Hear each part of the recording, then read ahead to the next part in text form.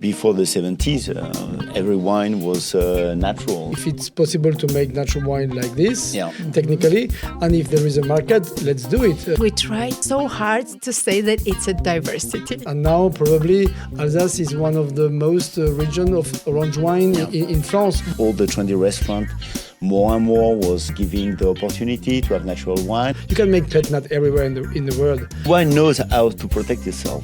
In art, it was also like that. Cycles of classical and revisionist. Yeah, more chemical things you have into the wine, less you will have terroir. When your back is completely dead because you take all your life in working hard. I still have a Grotte di Sol from Corsica, 96. I opened it. It was wonderful. Taste is something like conventional, right? Yeah. We say that this is acceptable for us, this is not. People that doesn't like oxidation will never like it. Marcel Lapierre told me the most difficult is to do nothing.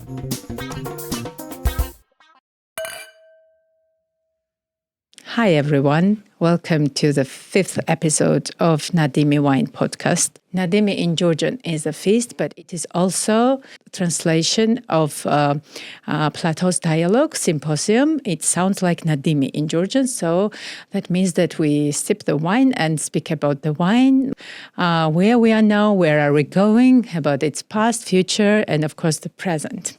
We have wonderful guests today in our podcast. We are pleased to introduce to them Christian Binner, a winemaker at Domaine Binner, and Cyrille Mald, writer, columnist, and the judge of the spirits and wines at the International Wine and Spirit Competition.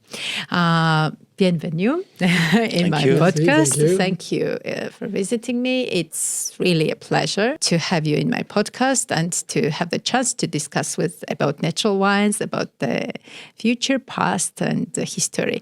Let's say you're in Georgia because of the Zero Compromise Natural Wine Fair. So first of all, I wanted to ask you about your insights about the Natural Wine Fair, Zero Compromise. What was your impressions? But let me pour the first wine.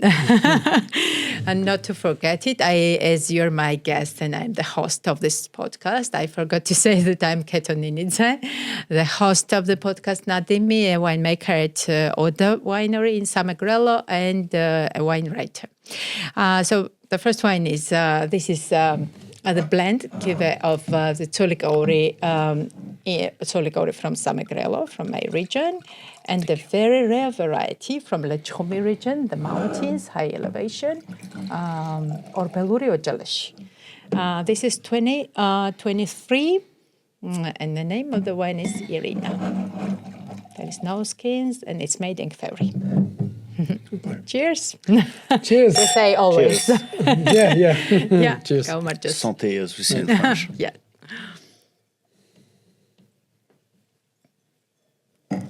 Christian, was it your first time in Georgia? It was 3 years ago. 3 years ago, first time. Yeah. So was it on the Zero Compromise? Awesome. Yeah. So you already have some experience on observing what the fair looked like by that time and by this time. Did anything change, or what was your impressions? Yes, things change between the two times I came 3 years ago and this year. About the wine growers and the production, I felt really an evolution in the quality of the wines and in the more perhaps European style of the wines, because I think in the past you really was producing like you learned in the past, with more extraction, more longer maceration, more tannins, more heavy wines, and now the idea is I thought the wines are much more elegant, much more precise, and I was happy to see that and to feel that during all the producer. This is great. Also, much more people, much more international people. I'm really surprised how Georgia is becoming a trend to travel here, and if I really saw a lot of people I know from all over the world, and instead going to France during the fairs in February, they prefer to come here. because it's another culture, other prices, and I like this idea because why not? It's good that you can have the people who wants to come here. The place needs to be a bit perhaps better organized. I really loved the 3 years ago because the outside was really nice with more trees, more grass, I see in the fairs I know the places who are really historical or in the countryside with nature are more what we like. Pleasant setting. Specifically the thing is that I think that place was already sold and the developers are going to build the big apartments there. Okay. So that's the very typical story also. I wanted to okay. say that. It's okay. And some places more neutral like this place can be interesting and can be developed. But it's also in the mood of natural wine. If you go in a place where with old stones and nature, I think it gives a better feeling about the atmosphere you can give. And I noticed, because now there are natural wines fair all over the world, and I noticed in my experience that the place where people wants to come are perhaps more the place where you find a wonderful landscape and view and nature where you can a bit chill. And if not people, they prefer not to come, then it's perhaps an idea. But I know after you have all the problems to solve, and the best thing is the most important is about the quality of the wine and about how you can welcome people from Georgia for sure, but also from all the world, and this is a good thing for you. Absolutely. You mentioned like the wines are tending to be more acceptable for the palate. Some people are like mostly expecting from Georgia the very extracted, very tanninic, like it is traditional and it is the real Georgia. What is it for you? Is it Georgia more that style, or? I'm not able to judge about that because I don't know enough the tradition of Georgia. And the wines we produced 20 years ago or 70 years ago in our region in Alsace are not the same because the climate change and also what we love. When I was young, when we come back from the vines, we was drinking sweet wines. And now we drink pet nat because our what we need, what we love is always changing with the time. And now it's impossible for me, and I don't want to judge and to see and to say, it's better to make a pet nat than to make heavy, complex wines. I like heavy, complex wine when you have elegance, when you have aging, because all the tannins, all the powerful, the complexity will be softer with the aging. If you have no time, no money to assume these complex tannic wines, it's probably better for you to make pet nat because it's a trend of the new generation who wants to drink natural wine because it's in the trend. That's okay. But it's also a pity if everybody makes glue easy drinking pet nat, and you lose the tradition to make complex, powerful wines. Because I prefer when I am in the winter and in a nice meal to drink a complex, powerful aged wine. For sure, if it's young and not aged, and you have these sharp tannins who take too much space in the mouth, probably it's a taste you was usual, who is coming perhaps from the things people loved in the past. But I think when this is more integrated, I prefer. Really. I see. Yeah, I stressed and touched this issue because it's always like always an object of the archive in Georgia, because I know the professionals who are like very pro high tanninic kind of this extracted wines with a body and this kind of more Eastern Georgian style, but definitely like a Haitian style with its own method also, like full skin and bunch maceration. But I know the people who are just want to drink Georgian wines and to drink something different. And my next question is also about that. Where do you see Georgia? Because there is definitely a little bit boring towards some, what the people already know. And the natural wine movement is already something like new, back to the terroirs, back to the nature approach. This one thing, which is new. And then the old new regions are also coming, like Georgia as well. Mm-hmm. So, but if the old world was like tradition and history driven more, and if the new world was driven by the industry, definitely, where is Georgia in this picture? Where do you see it? And according to you, I'm sorry. Yes, of course. According to the vision of a French guy. And for us, Georgia is the cradle of the wine, so it's very important. So we look like Georgia, like a grandfather. And very inspiring also. And you know that skin contact, we call it orange orange wine in France. So it's very important because it's very trendy now. Mm-hmm. So we make this direct relation with Georgia, like it is the cradle of wine and cradle of orange wine, of course, with skin contact. Mm-hmm. So they know very well how to do it. So we see this complete lineage, as we say. So it's for us, it's very important. We don't have this is the vision we have from Georgia. Mm-hmm. So it's. What do you think in the Europe, for instance, in France and in the other countries, because you're also covering the other countries too? What might be the main message? Is it like Georgia is the amber wine, or is it like because we try so hard to say that it's a diversity? Yeah, I think we have two visions. I think it's also of our point of view as wine specialists in France. But we have two visions. One is it is gastronomic wine. And that's why sometimes, tannins are important, because with the food you are eating at the same time. So the pairing. So we see like pairing wine, so gastronomic wine. But as Christian said, I completely agree. Now there is a trend in Georgian wine to develop more elegant wine that can be drink by itself, like in an aperitif way and everything. And with good dynamism, very elegant, with a real complexity, but not complexity on tannin and everything, but complexity in terms of aromas. Mm-hmm. So it's, I think it's important. So now the variety is cool. Mm-hmm. Maybe we have more difficulty with red wine.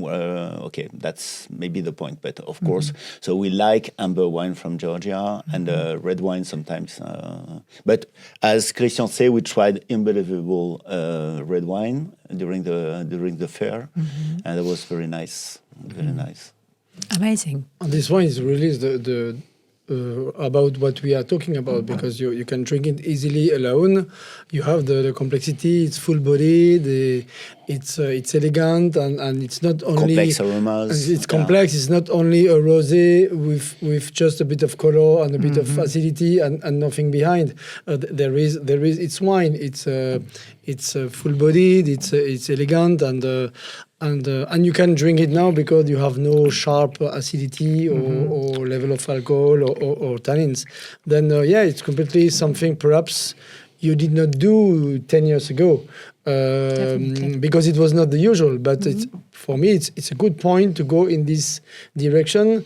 If it's possible to make natural wine like this, technically, and if there is a market, let's do it to preserve the vines and to develop your image. Absolutely. Because I think a lot of customers, especially the new generation, and I see in Georgia, the new generation is really connected to Europe and United States, and because it's normal after the history you have, they look for some more identity or new identity. And they appreciate more. Yeah. And then so this type of wine is completely the wine I know. Our country loved. And so if you target foreign markets, it will be a perfect wine. Amazing. actually, the content of this wine, the raw grapes, is from the very specific place. I mean, it's in Samegrelo. Samegrelo is not super chic, regarded in the very Soviet appellation system. Even absolutely not well-known place. But there are so many... we were speaking, like before we started the podcast, about what Europe knows about Georgia's 70 years of Soviet occupation, right? I think not so many people know, and you also proved that. Absolutely. And even we, the Georgians, don't know the very beautiful terroirs. There were like several appellations, and that was it. They were making typical, more kind of sweetish wines, which were sold in the Russian market. But there are so many beautiful appellations and terroirs, and this is I don't like this word trend. This is not trend, actually. This is the passion for people to show their places, their vineyards, where they have the houses and the small vineyards around their houses. And that's the real passion to show it. And my passion was also to show the very small places in Georgia, absolutely not well known. And this is one of them. And that's why it's important to do natural wine, to reflect the terroir. Absolutely. You have from, all this. Absolutely. Christian, let me ask you first before the history, because I know that you were a part of the story in 90s. And why you think the natural wine movement, which is so powerful nowadays, was born in France in the 70s, 80s? I think it came specifically because quickly people understood, perhaps the farmers, that there is a problem with the industry and the grass killers and at all things that more you go far away from the nature, less it's perhaps a good economic situation, and that's why it develops so much. But it's probably not good for our body and for our health. It's funny because this morning I just read that in Finland they completely stopped using the plastic places in the school where the young children are playing, and they put some nature, some grass, some earth, and they are completely dirty, and they are completely playing with insects and nature, and they see that they are less allergic. They are more healthy. They have a better mental situation when they are in school after, because to be connected with nature makes something more healthy for us. That's all. And I think with the urbanization of our society, I noticed since years that natural wines are drink in big cities. And the conventional wines are more drinking in the countryside. Because it's also cheaper and people are less money. But open-minded people who needs to be connected to nature because they have not a natural life, because in the buildings, more stress, more Wi-Fi, and they starve nature. Yeah, then they are looking for that. Yeah. Also, the food is perhaps more sterilized because you go in the restaurant where you need to use fridge, where you have to cook, to transport the food, and our probiotics, our digestion systems needs this feeding of probiotics. And it's always funny because when I see the analysis of my wines, I see the same bacteria and yeast that when you go buying some probiotics. And because it's just what the nature gives us, like when you use fermented food, which is more healthy, that sterilized food you can transport under plastic or frozen. This is not feeding us in the same way. And we know how it's connected between our probiotics and our brain and our stressful capacity and that all. Then I think naturally we go in something our body needs. Like somebody who drinks natural wine since a long time, he doesn't want to drink something a conventional wine because he doesn't feel this happiness it gives naturally. It's not a problem about fighting between two systems. It's just because naturally our body goes in something more natural. And after, for sure, there is the business. There is all other things who makes that the conventional exists, and business is on the other side. That's life. We sometimes I'm dreaming that everybody will do natural wines everywhere, and the people don't use some grass killers, because I'm sure I have some friends who are not in organic. They are not happy to use grass killer every year when they spray that in the vines. They are not happy about that, because many times her wife and the children says, "Oh, what are you doing? It's not good." But they have probably no choice, or they have not the enough power and capacity to say, "I want to change the system," and it's okay. But we cannot change the world, but slowly, I think we can propose an alternative, and it's good that all over the world those alternatives are coming always more and more, and that's great. So it's about more like healthy lifestyle, which is as a reaction of the urbanization and like going far away from our roots. I mean, roots, the land. Right? Is it like sometimes I notice that it's a very general opposition between the something which is classical and something which is like more revisionist, romantic, kind of in the art. It was also like that. It was like the cycles of classical and revisionists, like romanticism, modernism. It was always like rebellion. Was it in the natural wine movement, especially in French context? I think it might be very, very vibrant and live to be rebellious at the already developed and conventional norms. Yeah, I think the French people have this capacity to sometimes a bit too much to always say I don't like this, and we have this capacity to react about what exists, and which we would love to have in Georgia. It's perhaps our part of Latin thinking, because natural wine wave is something more Latin than perhaps the more German style. For example, it's normal that Germany or Switzerland for us or Austria came later, because at the base, when you have a more culture about you have to respect everything. You have to be the best in the classroom. You have to perfect. You have to be perfect. It's not something. The natural wine is something who gives emotion, surprise, where you have to say, okay, it's not perfect. Some cuvée you just make sometimes shit.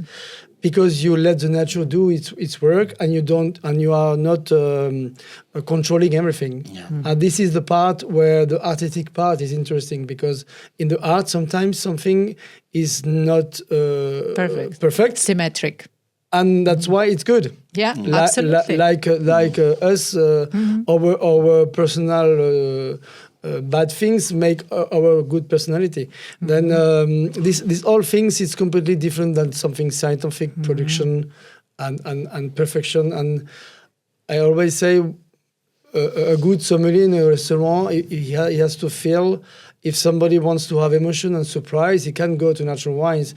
But if he wants to have a perfection style and to be have assurance the wines is exactly like he wants, don't take natural wines. Take a good biodynamic wines made from a wonderful wine grower, but it's not the same place, and there is place for everybody. I see. Even the industrial wines are supposed to express the nature, right? Because it's wine, because it has to reflect the nature. It stands on this statement, on this ground that it has to reflect the terroir, and that's supposed to be appellation system, right? Terroirs, everything. But there is a lot of argue about, can the conventional wine reflect the nature? Yeah, more chemical things you have into the wine, less you will have terroir, because you will cover the terroir with terroir, you have to take things without putting additive and without removing anything. So terroir, it's something like you have to do it, but it's quite difficult. For us, when we said, okay, we have to put into question, conventional wine, we did it 40 years ago. So for me, for example, I start drinking natural wine, but I didn't know it was natural wine because in 85, 86, when everything starts in France, in Paris, because I was living in Paris at that time, it was completely natural to have natural wine. But we didn't make any distinction between conventional and natural at that time. It was something like there were two different things, but all the trendy restaurants more and more was giving the opportunity to have natural wine. And now, in big city, as Christian said, like Paris or Côte d'Azur, where I am now, there is no more conflict between two of them. People are drinking in natural wine. So what you have here is cool because, but you have to go a step further and now to make no difference. Okay, if you like this kind of wine for this moment of the day, or if for any reason for this kind of food you have the choice. So we do not.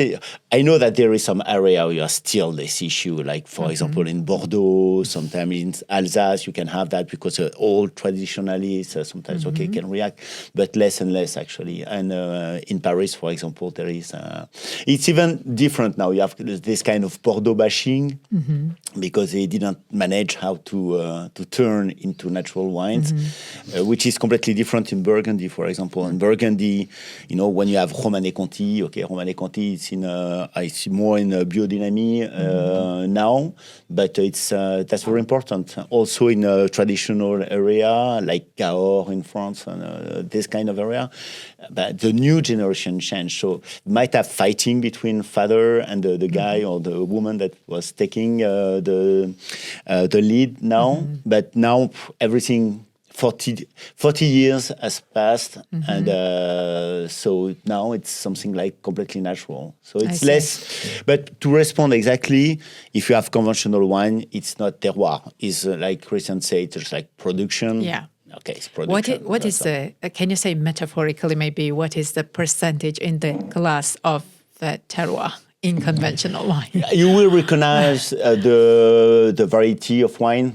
Okay, so it depends how in terms of primary aromas. Okay, if you have monocepage, as we said, you can recognize that, but you won't recognize the area. You won't recognize because in terroir, what is all the most important is it's the climate, it's the soil, it's the variety, but it's also the knowledge. Absolutely. The know-how of the guy who made the wine. So and there is no knowledge, of course, if it is industrial and conventional. The soil, but it's a poor soil. So it's okay. So the variety of wine you can recognize, and that's the only thing. That's so interesting. It's a poor percentage. Where is the border between the good intervention, bad intervention? But let me ask you about first about the history. I already mentioned that that's very beautiful history also told in the books, like for instance in The Naked Wine by Alice Feiring, which is for me was the first natural wine book and was very passionate about that. Read these stories in 70s, 80s, 90s France, how the natural wine idea was born. And tell me your part of this puzzle, how you get to know to Marcel Lapierre. He was your teacher as far as I know. And how was empowering this movement from the beginning up to now? So Cyrille was here probably a bit before me because he knew this in Paris, this more beginning with Robineau, with all this first restaurant in Paris. I came at the 90s because I made my study in Paris, and we had somebody who was selling the wines from my father. because he was happy to see from my father's wine that something is different, because he tried when in the 70s. No sulfur, right? He tried to use the because fertilizer and herbicide was something very comfortable. When your back is completely dead because you take all your life in working hard, these new things were like a med. Where your life is better. Then he tried it and he said, I don't like that. And when I was a small boy, I always go to the hills to look for manure from the cows, not to use fertilizer. And I was plowing with the tractor, and I just saw a sign in my vines, the people who was using grass killer. Then I was in this trend, and my father made natural wine, tried to do it, made lot of mistake, but this guy who recognized the wines from my father, because he was a sommelier from the Loire Valley, and my father was making a fair in the Loire Valley, said, okay, there is something in your wine. And he met also Thierry Puzelat, Marcel Lapierre, Alain Castex, Pierre Auvernois. And then when I was in the school, this guy took me and said, let's go, have fun in Paris, because I was in the school in Paris. And when I came back home, I had a choice, or I will do what I learned in school to make classical wine, or natural wine. And in my own philosophy, I said, no, I want to try that. And I want to go ahead with biodynamic, with really 0-0, because my father had so much problems that he decided to use a little bit of sulfide at the wine bottling, which is not the best, the worst situation. And then slowly I learned in traveling, and then the Div Bouteille came, and after I organized the first Salon des Vins Libres, which is now a nice fair in Alsace, with my friends Jean-Pierre Patrick Meyer and Bruno Schuller. And then the movement came slowly, like it is building now in Georgia, and it's nice. And then I managed this fair during 10 years. I created another brand, Les Vins Pirouettes, where I wanted to make wine with other wine growers who had the capacity to make a natural wine and to distribute them all over the world. And it was also something nice. Now I have 4 other wine growers who make wine, begin to make wine in my own cellar, because the new generation is coming, and there are a lot of old farmers from the old generation who say we have vines, we have buildings, we have material, and then there is a new generation, they have nothing, because many times they come not from the farming tradition. And we have to connect those old people. If not, we will lose knowledge, we will lose this capacity to farm.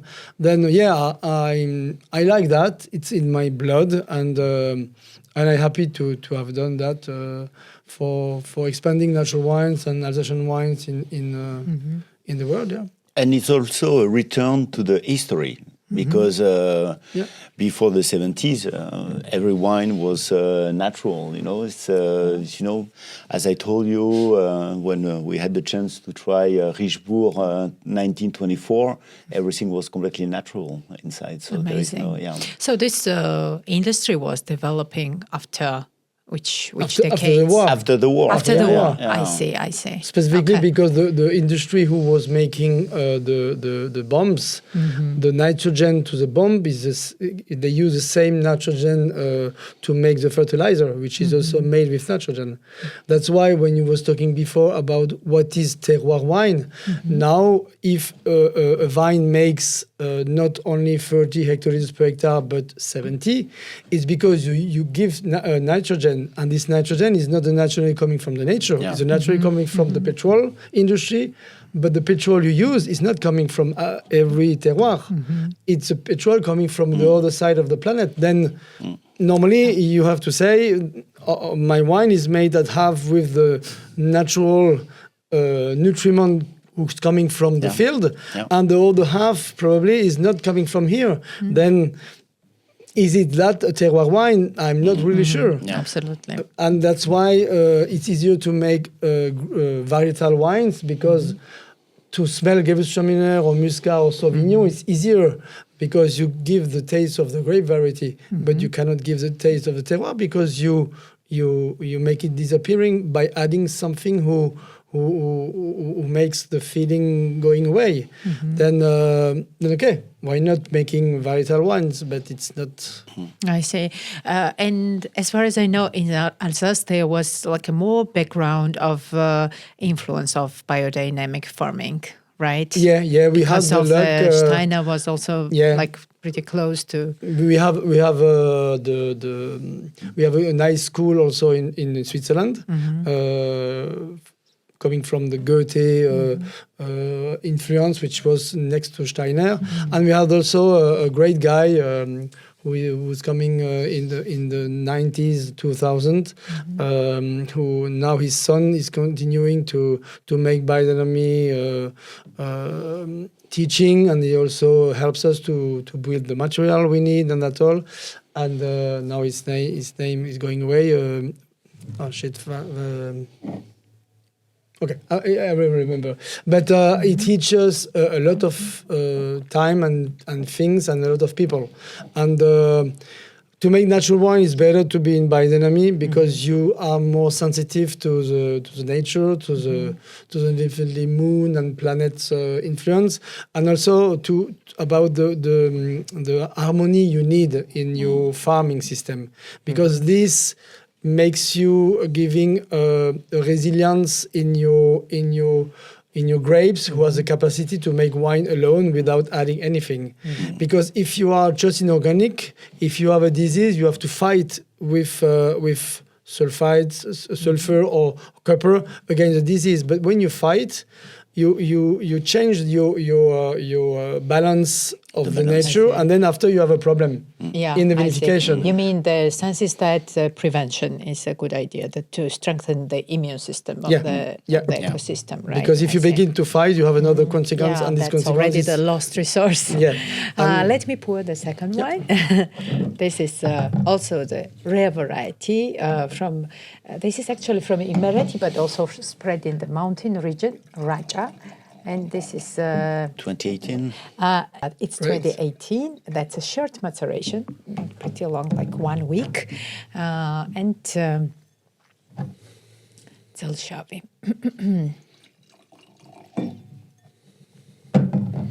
It's very juicy always, nice. Wow. I like it. Nice. Nice, juicy, for sure, like a little bit of Beaujolais style. But probably on this type of wine, it could have been more complex on extraction, because when you know when you do it, that you will sell it and taste it 10 years later. Because now it's good to make an easy drinking young wine, but probably you could have more complexity at the end of the month, for me, if you want to make a great builded wine.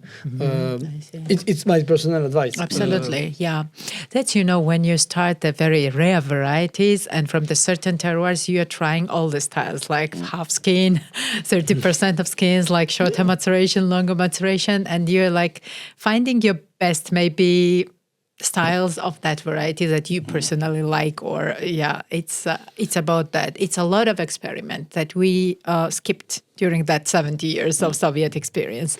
For me, if I have to analyze it, there is three kinds of sensation. You have olfactive sensation, which are ortho and retro smelling, smelling. And palate. You have a gustative sensation, in your palate, exactly on your tongue, and you have trigeminal sensation, which are the texture, the freshness, and everything.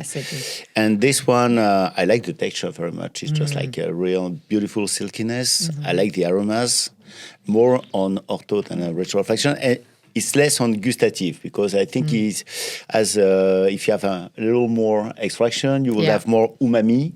Absolutely. And that creates the salivation. It creates the salivation, and if you create the salivation, you create the length. And that's quite important also. So that's the kind of analysis, just like to... amazing. Yeah. That's why you have really not to put in the garbage all your tradition. Because I think the base can be interesting in a high level of extraction, in complex wines, and but probably to assume the consequences. Which is not easy for the quick business. And absolutely. That's what I wanted to say, because everyone in Georgia has so small projects. Like in France, if the small winery is like something like 50,000 bottles, maybe in Georgia, it's like 3,000. And you need a cash flow. It's like... It's easier to keep 1 barrel of a very complex wine during 2 years when you have a small production than if you have a bigger production. Because you have more money problems with when it's bigger than it's smaller. Then I'm not sure it's a good idea. For me, it's my father always said, try to sell 110% the price of your wine, because you can sell 90% of the volume. And 10% that won't change all the planet system. And after 10 years, you have one complete year in storage capacity, and you can avoid some years where you have damages, and also you can age your wines. The risks. And it's just in 10 years. Perfect. That's a very good advice for all of us. It's perhaps not easy on this period now, because everybody wants the economy to be a bit more secure, and but I think it's very important. 10% is not a lot. Yeah, absolutely. I mean, in terms of Cahetian wines, maybe I noticed that maybe 5-6 years is needed for the full skin, full bunch maturation wines. Like 1 year, 2 years is like pretty low period of time. So you really need the investment to be like on your feet. And most of the farmers the growers have Cazitelli like 90%, I don't know, 80%, and that's their income. So maybe you have to diversify, as you said, like this style or that style with less skin and more skin, and keep that for aging. Because I learned that these last days about this grape variety, how it can have the capacity to make an easy, light red in harvesting earlier, making a bit more yields, and make a glue you can sell quickly, and after continue, please, to make your identity, perhaps more with a better elegance with the time, but don't go from one side to the other side, because this is dangerous. And for us, like consumer from France, we will be lost, because we have this image also as Georgian wines of something very old style, because you are at the origin of wine, and with Qvevri, with a special taste, with maceration. Then don't do because in the easy drinking wine there is no value. I see. You have the possibility to make your business good, because you have quickly the money, but there is no value, because there is a big currency all over the world. You can make pet nat everywhere in the world, and even you just have to have an easy drinking wine, and you make pet nat with who can be good, and 0.0, and that's all. But your identity, I think this will save you better. I see. Definitely.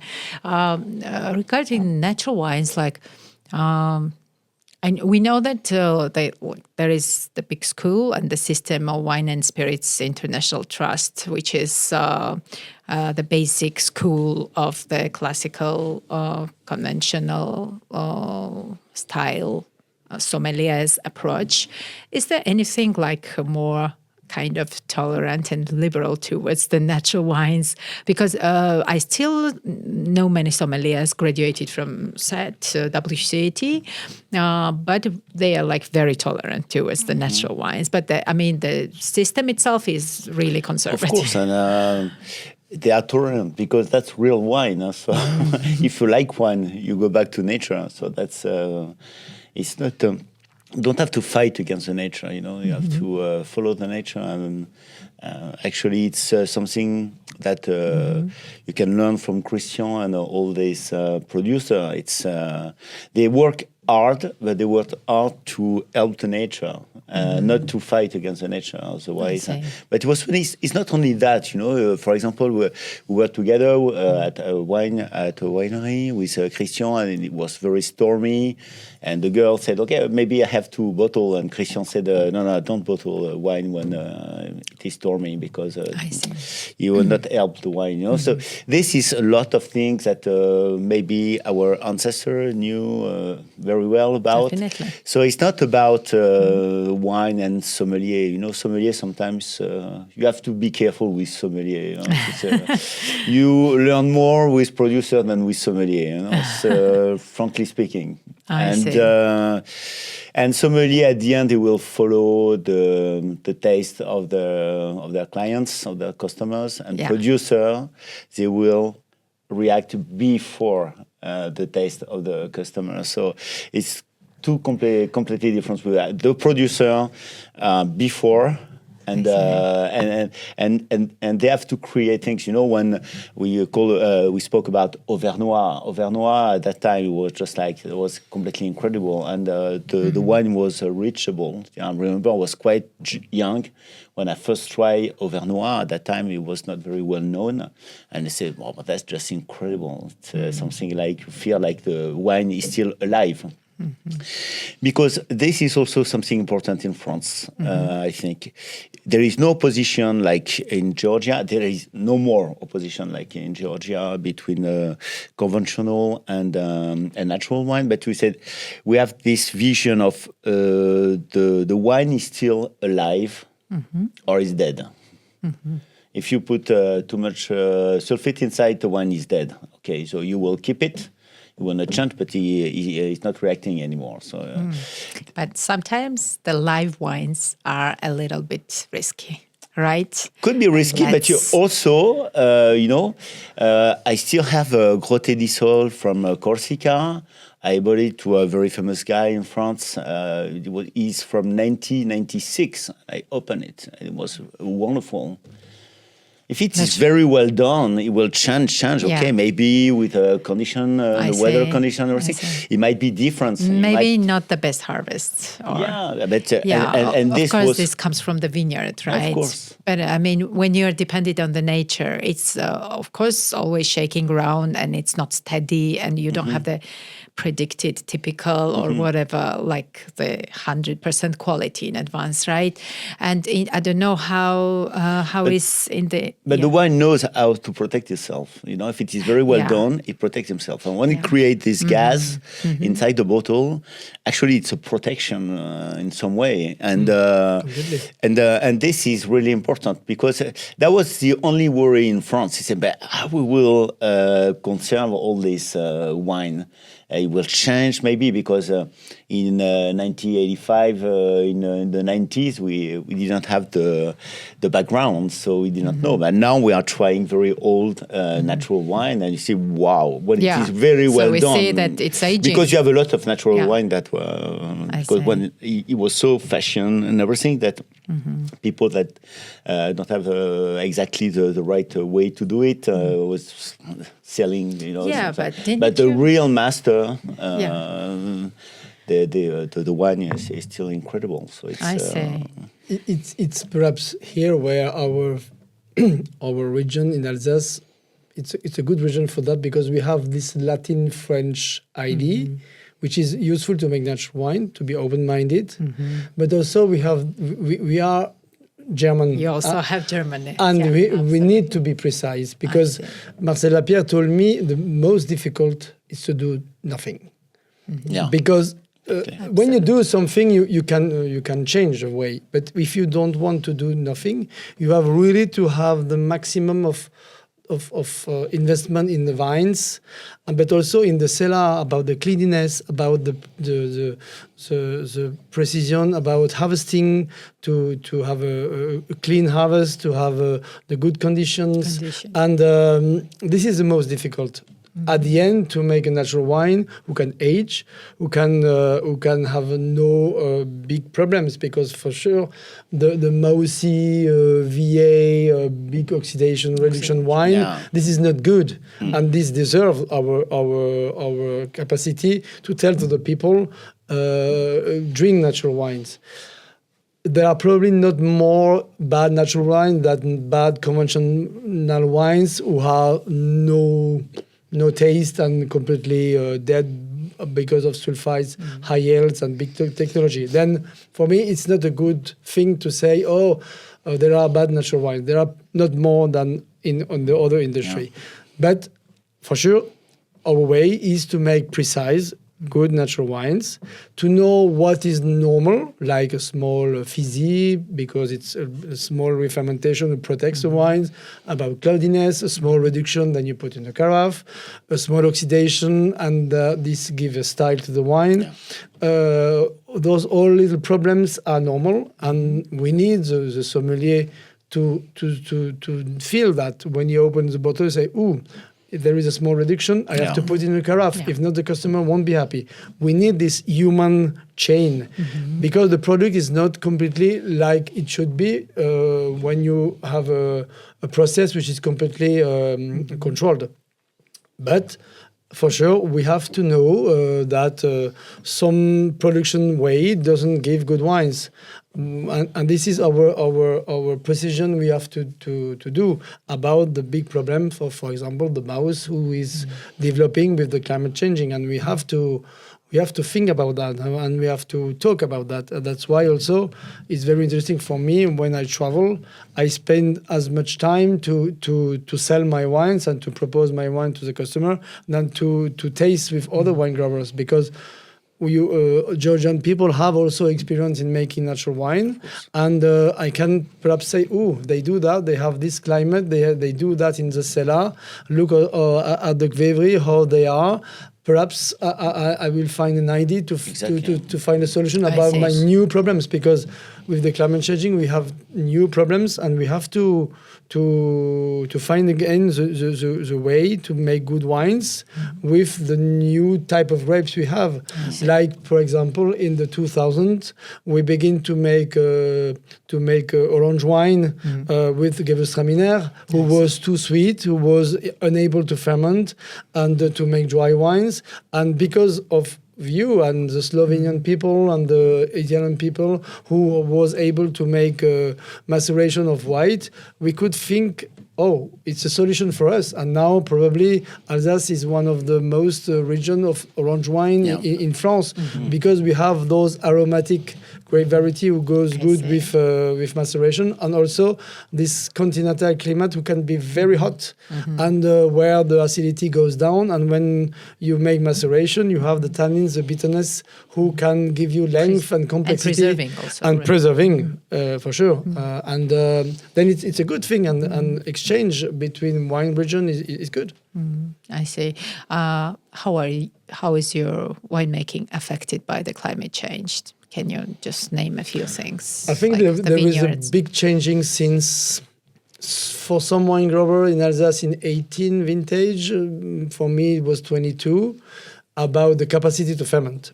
We really lost a big capacity to finish the sugar.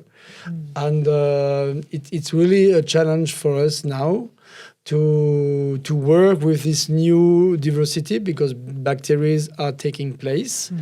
It's also good to because in a normal fermentation you have the alcoholic fermentation made by yeast, and after a bacterial fermentation made by lactobacteria. We have to live with that. We don't have to fight with that. And we know now with our climate, who is warmer, a little bit of volatility give complexity to the wine. And you and Cyrille, you are a taster. You know that you can give length with a bit of volatility. You can have a nose which is much more expressive with volatility. It's more vibrant. Maybe. Yeah. For sure, if it's too much and it's not well balanced, you have you have vinegar taste, and this is bad because you don't want to drink that, and I hate that. Then we have to live with that, and also we have to change our way about how we manage the cleanliness of the cellar, or how perhaps to manage our maturity, because harvesting unripe grapes makes easier fermentation. but you have not complexity in the wines. You have wines who are a bit boring, who have not the complexity because the grape was not ripe. But if it's ripe, you have more possibility to have problems in the cellar. Then this is also a new something new, and we have that you have to adjust on the setting. Right? I see. 30 years ago, we had many problems of insects in the vines, and in organic, we could not fight against these insects. Now, with the climate changing, these insects, these worms, doesn't exist quite anymore. Then we have less problems on one side, and we have new problems on the other side, and it's okay. It's just we have to adapt us and to find. That's completely new chain, right? It's completely that. It's this is perhaps sometimes frustrating, and sometimes we want to just to rest to say, okay, I found a way to make natural wine, and I am on a good trend, and let's go. And finally, no. But this is life. There is the price. Yes, this is the price. Yeah. Christian mentioned, say, a little bit high VA. Sometimes, like, there is so good wine, so complex, so acceptable, and it happens so that there is also some flaw in terms of a very classical point of view. And I know many sommeliers who are like not so resistant towards the wines like that. Even in Georgia, I don't know how it is in France, but in Georgia we have a regulation that if the VA is higher than the one, so maybe you don't have a permission to sell this wine. After this natural wine movement was empowered, did anything changed in the very kind of classical sommelier approach? Are there more people who are acceptable towards a little bit flaws, not the perfection in the wine? Sometimes like a little bit more oxidation. I mean, taste is something like conventional, right? Yeah. So we say that this is acceptable for us, this is not. Sometimes like oxidation was not even acceptable, but yes, oxidation. There is Jura wines, which is like incredible. on the floor. That's one of my favorite wines. I see. What we call the yellow wine, and so you have a lot of oxidation. And fairy wines as well. Yeah, but as Christian says, everything is in terms of balance. Of course, if you have oxidation, it could be incredible. If you have too much reduction, it's not good at all. So oxido reduction, it's always an issue. Yeah, so it depends. It depends, but you can have... if you have just like a little correction and sometimes like Christian was saying also, it's, just like aesthetic is sometimes all about a little imperfection that makes everything. If it is too perfect, there is no emotion. It's boring. The emotion comes from but the little imperfection. Okay, so which is like in France we be really careful with volatile, with residual sugar. That's a real issue in France, and more.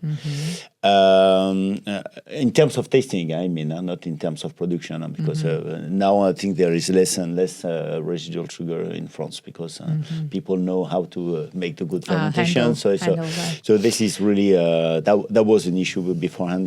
I think it's less an issue now, but we are very sensitive to reduction, to volatile, and to residual sugar. That's our main our main concept. Oxidation could be incredible. So I see. It's breathing. But it is just like peated whiskey, people that don't like peated whiskey will never like peated whiskey.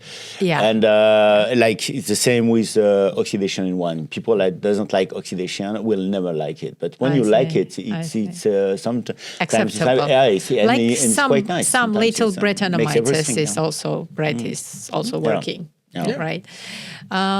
That's so interesting. I know that you have some Georgian. Yeah, because I was very impressed actually. Which I don't know what it is. Yeah, right? You don't know. And, do you know, Christian, what it is? I don't know what you brought, but we tried yesterday, and we were exactly on the same advice on this one. So I didn't take a chacha because we had incredible chacha here, and I'm very impressed by the distillation here because it's on small capacity pot still with direct fire, wood fire, which exactly, with a condenser like traditional one. So you have all the conditions to make the best spirits in the world, because now you know that in Scotland everything is so huge, so big, so you don't have any more direct fire or less, especially in industry. So it's exactly the same. So you are in the natural, because you have natural way of doing spirits, like you have natural way of doing wine. It's the same thing. There is no difference. You know? So I took something. So I take a glasses which is more specific, and there is also no waste philosophy. Right? Exactly. That's important. We do spirits also because it's an old tradition by us. So and also about the waste. I take the opportunity to explain a little how to taste also spirits, because it's completely different than wine. So first you have to put the dry extract around the glasses. So I know if we have the camera and everything, if it's easy to do it. So maybe it's not exactly the right glasses, but okay. So now you put, because you know that all the heavy molecules are at the bottom of the glasses. So if you don't do that, you will miss a lot of things. So I see. When this is exactly the same with wine. If you only smell it like this, you will only have the molecules with this weight that goes to your nose. So if you want to have exactly everything, so the heaviest molecules will go like this. So you will have all the woodiness, all the the peatness over here, and then more you go up, more the molecules are light. It's just like a distillation. Yeah, all the fruitiness is here, and here you have all the floral things. So if you do it like this, you will have all the layers, the different layers. So I let you do it. So horizontally, more it is horizontal, better it is. So go from one nostril to the other one. So you go down. Oh my God! And you can even go on the top of the glasses here. You will have all the floral things inside. Yeah. You see all the fruitiness, and it's important to do from one nostril to the other one, because you have always one of the nostril is closed, because it is low substance analysis for the heaviest molecules. Yeah, it is much more intense when you're smelling from one side. And try to go up and down, and you will see. So now you can sip it. Alors, you take a micro. Okay, so and try to chew it like it is a chewing gum. Try to chew it. Is it peihoa? Yeah. You're fine. Yeah, that's amazing, because in my region they are making brandies from peihoa. It's pretty familiar for me, and it's amazing. It's a kind of goyave. So for me, it was very exotic. God. It was very exotic to see this kind of goyave here. And so this is something, and we loved it with Christian. Because Christian is always, is also a big distiller. He had incredible fruit brandies in his production. Yeah, we were speaking about before the podcast about the monoculture versus what you have, the combination of a kind of permaculture. Is it the same? Can we call it permaculture? We try since a few years to go in this direction about keeping the trees who are coming alone, bringing some fruit trees, specifically because we make some spirit, and it's good to have some fruit trees into the vines, and keep all the diversity who wants to come, using more animals. Now we plow a maximum with the horses, and it's good to, but it's also something new, because now we have some vines where the trees are becoming big. And it makes shadow, and years where we have a lack of sun, we have more sensibility to the cryptogamic disease, and we lose more, and we have to spray more, which is not the idea. Then we have the same with the climate changing. We have to learn about how we manage that, and that's it. It's okay, but I'm sure that more you have influence on the soil, and more you let the nature come with you, better it will be. The only thing, the vines are not naturally growing in our lands. It's a plant you want to bring in the land. Yeah, it's not like when invasion. It's very invasive, and then you have to give him the space. The only problem with the permaculture is you give so much change to the other plants to come that the vines will suffocate in some conditions, and that depends then about the weather. If it's rainy and the good temperature, it's okay. But if it's too dry and the grass and the differently vegetal who are coming are too intense, the vines will make so much low yields that the wines have not the capacity to ferment, and you have no production anymore. But perhaps in introducing some new animals, like some pigs who will move the soil, some sheep who will cut the grass, it's also an idea. But we have to learn, and we lost a little bit the capacity of managing these animals.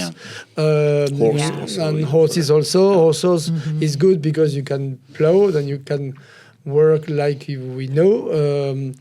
But if you plow too much, you bring again new sensibility, and it's also not the idea about permaculture. Then it's new, but it's fascinating. Yeah, I see. We are now almost out of time. I just have one question to you, which is like very actual and very sensitive now in Georgia, because the government initiated to regulate what has to be called as natural wine. Do you have this experience in France? Because as far as I know, it's not regulated to put the natural wine as a sign. Or it is. Is it? It is. Oh, tell me about this experience. We created with Marcel Pierre Auvernois the Natural Wine Association in 2005, who gave, I wrote the different rules, I remember that, and now it has been taken by another association, which is a syndicat to defend our position, and it's a syndicat des vins naturels, and now the répression des fraudes in France, the customer protection system from the government, work with us, with the syndicat, to make spreading the logo of the Vin Méthode Nature, which is the natural method. Method Nature. Vin Méthode Nature, which is very simple. It's organic grapes, hand picking, and nothing added, nothing removed. Is it certified organic? It must be certified organic. Because if not, it's too difficult. It's the base. I know some people make wonderful work without being certified, but it's not possible to control it, because the idea is to control about natural wine, because when you see the logo Vin Méthode Nature, you certify something, and the EcoCert, which is our main trust. They make the control. And I know there are some other countries, wine grower, who goes in our syndicat, and they are able to put the logo Vin Méthode Nature. Some people, I think, in Moldavia made it. In Switzerland also, I think it's on the way. Then why not for Georgia? Amazing. How is it regulated? Okay, I understand the vineyard issue, because it's already certified and outsourced, right? And how the wine itself, the winery. But when the guy from EcoCert, which is our certification main system, comes, it looks if you have to prove, for example, that you make a hand picking, then you have to prove that you have so much people who was harvesting for you on this period.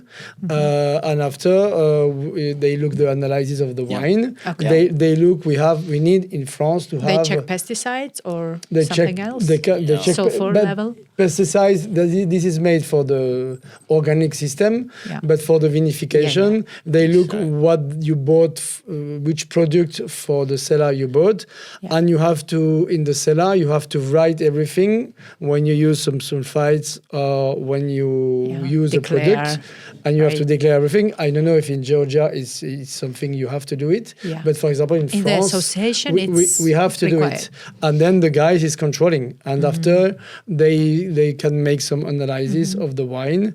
And no, you have to make an analysis of the wine with the by yourself with the sulfites.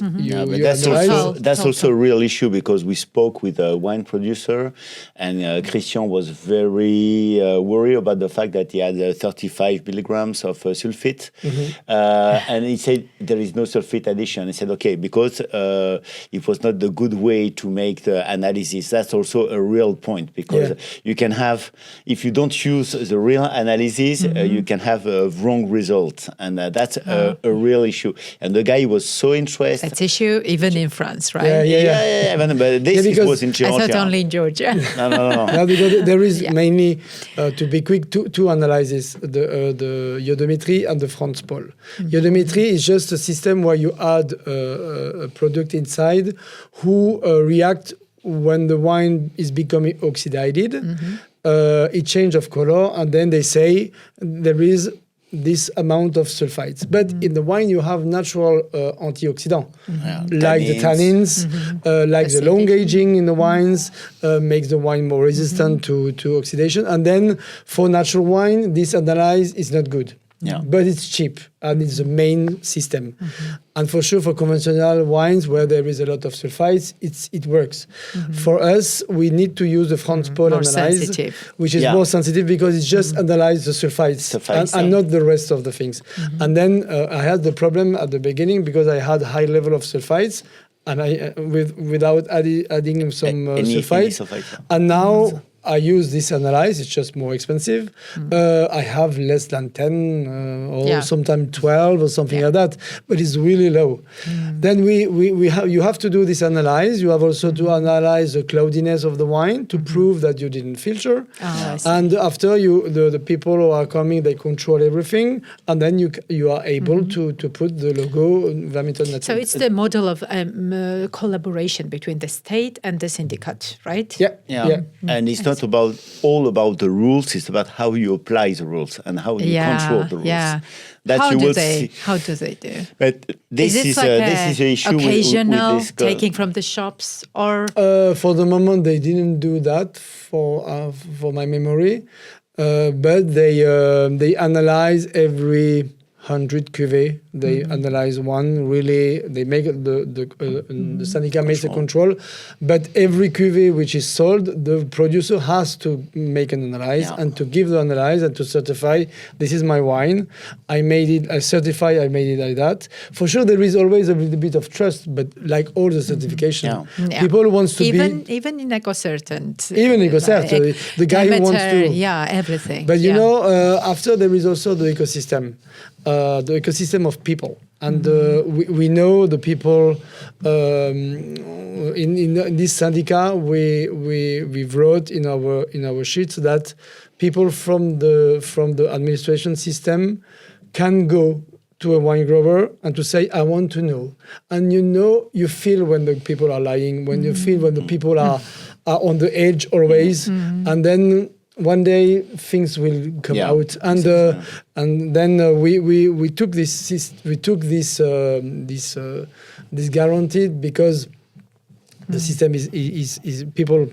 There are always people who are not really in the nice way, but you cannot guarantee it every people. But I think we have a good system, because it's not only declaration, it's also something about people who are meeting us, like a zero compromise. If tomorrow at zero compromise you have somebody who says, I make natural wines, but the human relationship is completely bad because the guy has really another philosophy, you will be surprised. And I think the people from your association will say, we have to look what is doing this guy. Or this guy is introducing something new we don't have. oh, this guy is perhaps not the good guy, and he is lying or something. Then it's good to mix. It's not easy to mix the human part and the certification with analyze and with visiting the people and look like how it is we a job interview, like CV and the interview as well. yeah, it's the same. It's the same. Absolutely, because the personal things are also very important, especially in the natural wines. But for sure, there is something in France, and I made part of this syndicat, and we are happy if other country wants to develop that. Amazing. And you're welcome. The only thing in Georgia is the problem is that the biocertification, the organic certification, is so expensive that the growers like me and the small winemakers who have 0.25 hectares. So it's like almost insane to do the certification there. Otherwise, the wine bottles price will be, will fly somewhere. So that's really, really difficult issue. But I can understand the contexts are a little bit different, but the systems not yet regulated in Georgia, but already regulated in France. It's almost more or less the same here. I mean, what's the Natural Wine Association do? That's... thank you so much. It was really, really so interesting for me. So many layers and like the complexity in the wine. It was a pleasure. And thanks for coming, and hope to see you in Georgia like many times in my podcast again. Thank you for listening to us. Our honored guests were Cyrille Mald, wine and spirits judge of International Wine and Spirits Competition and columnist and the writer, and Christian Binner from the Domaine Binner, Alsace. Thank you very much. I was Keto Ninitze from Oda Winery, wine writer. Please subscribe our channel, like, comment. Each engagement might be very helpful for us. Thank you very much and goodbye.